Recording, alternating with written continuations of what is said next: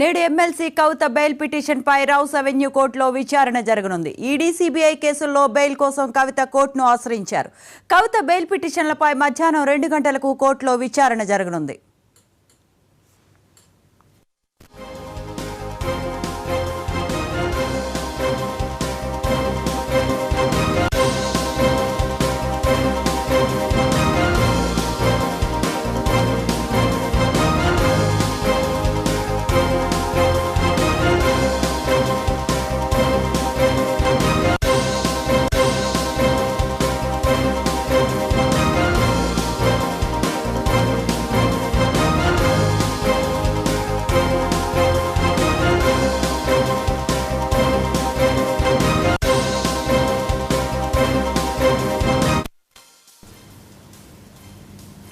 నేడు ఎమ్మెల్సీ కవిత బెయిల్ పిటిషన్పై rows avenue కోర్టులో విచారణ జరగనుంది. ఈడీ సిబిఐ కేసుల్లో బెయిల్ కోసం కవిత కోర్టును ఆశ్రయించారు. కవిత బెయిల్ పిటిషన్లపై మధ్యాహ్నం 2 గంటలకు కోర్టులో విచారణ జరగనుంది.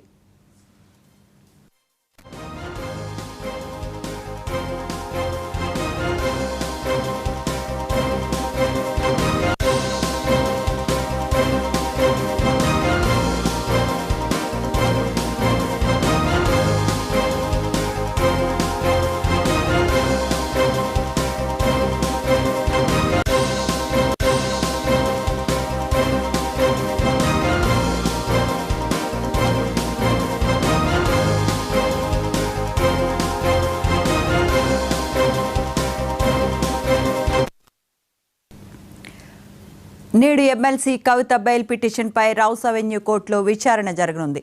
ఈడీ సిబిఐ కేసుల్లో బెయిల్ కోసం కవిత కోర్టును ఆశ్రయించారు. కవిత బెయిల్ పిటిషన్లపై మధ్యాహ్నం 2 గంటలకు కోర్టులో విచారణ జరగనుంది.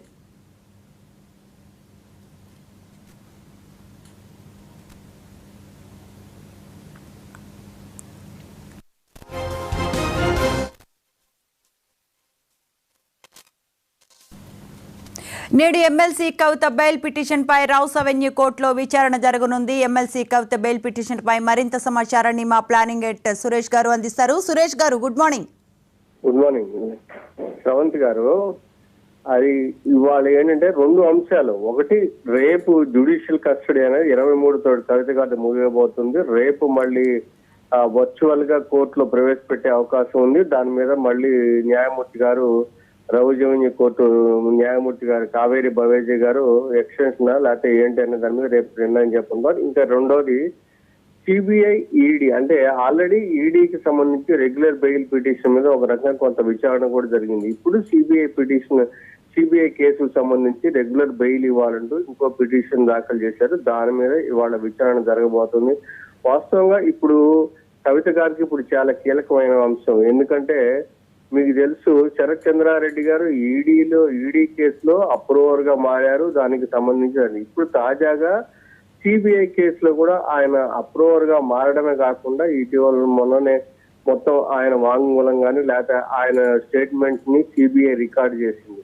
సో అలాంటి సందర్భంలో ఇప్పుడు కవిత గారి బెయిల్ పిటిషన్ రాబోతుంది. వాస్తవంగా ఏంటంటే ఇటు ఈడీ కానీ సిబిఐ గారు ఇద్దరు కూడా కవిత గారికి బెయిల్ ఇవ్వద్దు, ఇప్పుడు కేసు అనేది క్రూషియల్ దశలో ఉంది అని చెప్పని ఈవెన్ అరవింద్ కేజ్రీవాల్ గారు కూడా అదే విధంగా వాదించి ఆయనకు కూడా బెయిల్ ఇవ్వద్దని వాదించారు. కాబట్టి ఇలాంటి దశలో ఇప్పుడు కవిత గారికి కోర్టు ఏ నిర్ణయం తీసుకుంటుందనేది ఒకటి. అదే సమయంలో ఇప్పుడు మనీష్ సిసోడియా బెయిల్ పిటిషన్ మీద ఆల్రెడీ ఆర్గ్యుమెంట్స్ అనేవి పూర్తయ్యాయి. మన కావేరి అంటే రౌస్ అవెన్యూ కోర్టు జడ్జిమెంట్ ని రిజర్వ్ చేశారు, అది రావాల్సి ఉంది. సో ఇవన్నీ ఇంటర్ రిలేటెడ్ ఒకదానికి ఒకటి. ఇప్పుడు ఆల్రెడీ సంజయ్ సింగ్ మాత్రం సుప్రీంకోర్టు బెయిల్ ఇచ్చింది, ఆయన ఒక్కరు బయటకు వచ్చారు, అంతవరకు జరిగింది.